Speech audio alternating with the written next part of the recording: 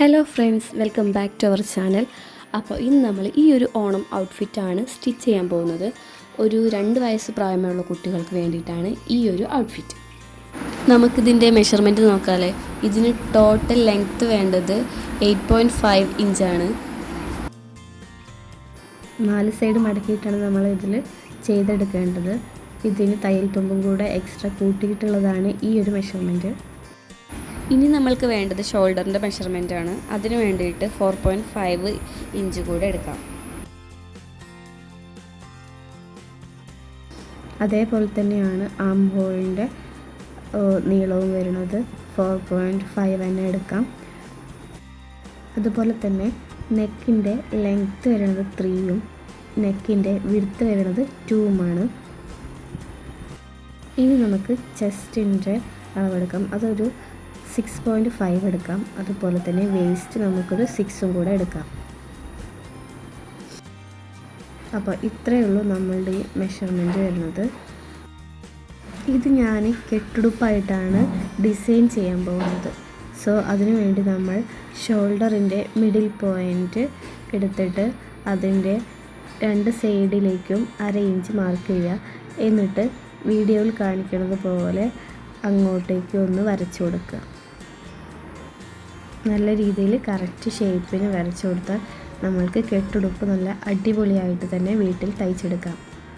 അപ്പോൾ ഇത്രയേ ഉള്ളൂ നമ്മളുടെ 20 സൈസിലുള്ള 2 ഏജ് വരുന്ന കുട്ടികൾക്കുള്ള കെട്ടുടുപ്പിൻ്റെ ഒരു മെഷർമെൻറ്റ്. അപ്പോൾ ഇത് നമുക്ക് നേരെ നമ്മളുടെ ക്ലോത്തിലേക്ക് അടയാളപ്പെടുത്തി കൊടുക്കാം.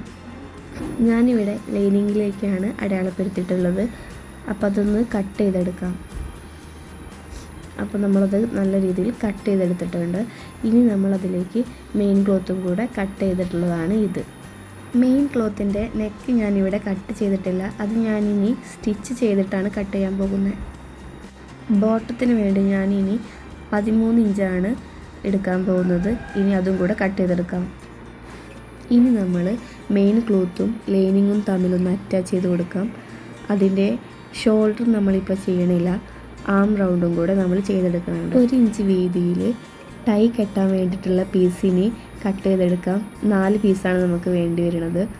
അപ്പോൾ അതൊന്ന് കട്ട് ചെയ്തിട്ട് നമുക്കതൊന്ന് സ്റ്റിച്ച് ചെയ്യാം. ഫസ്റ്റ് ഇങ്ങനെ ചെറിയൊരു സ്റ്റിച്ച് കൊടുത്തതിന് ശേഷം നമ്മൾക്ക് നീളത്തിൽ സ്റ്റിച്ച് ചെയ്തെടുക്കാം. ഇനി അതൊന്ന് മറിച്ച് ഇട്ട് കൊടുക്കണം.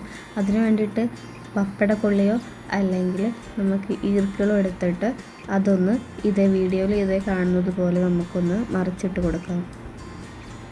ഇങ്ങനെ ചെയ്യുകയാണെന്നുണ്ടെങ്കിൽ നമ്മൾ ടൈ കെട്ടുമ്പോൾ അങ്ങനെ കട്ടിയില്ലാത്തതുപോലെ തന്നെ തോന്നിക്കും. ഇതാണ് കുറച്ചും കൂടെ സുഖം. ഇനി നമുക്ക് 4 സൈഡും ടൈ അറ്റാച്ച് ചെയ്ത് കൊടുക്കണം. അതിന് വേണ്ടിയിട്ട് വീഡിയോയിൽ കാണുന്ന പോലെ തന്നെ ഇങ്ങനെ ഉള്ളിലോട്ട് എടുത്തിട്ട് ചെയ്യുക.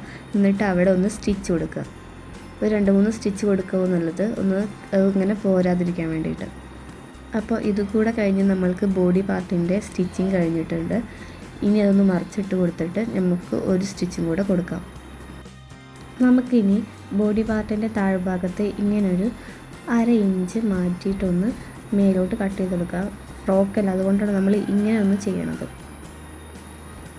ഇനി നമുക്ക് ബോട്ടത്തിൻ്റെ ഞൊറിവ് കൂടെ ഇങ്ങനെ ഇട്ട് കൊടുക്കാം. ഇതിൻ്റെ കൂടെ തന്നെ ഞാൻ ലൈനിങ് കൂടെ അറ്റാച്ച് ചെയ്ത് കൊടുത്തിട്ടുണ്ട്. ഞൊറിവ് ഇട്ടതിന് ശേഷമാണ് ഞാൻ ലൈനിങ് അറ്റാച്ച് ചെയ്തത്. അപ്പോൾ ഇനി നമ്മൾക്ക് അത് 2 സൈഡും കൂടെ നല്ല ഭാഗം ചേർത്ത് വെച്ചിട്ട് നമുക്ക് തയ്ച്ചെടുക്കണം. അതിന് വേണ്ടി നമുക്കൊരു ടൈയും കൂടെ ഉണ്ടാക്കണം, ബാക്കിൽ കെട്ടാൻ വേണ്ടിയിട്ടല്ല. അപ്പോൾ അതും കൂടെ ഒന്ന് സ്റ്റിച്ച് ചെയ്തെടുക്കാം.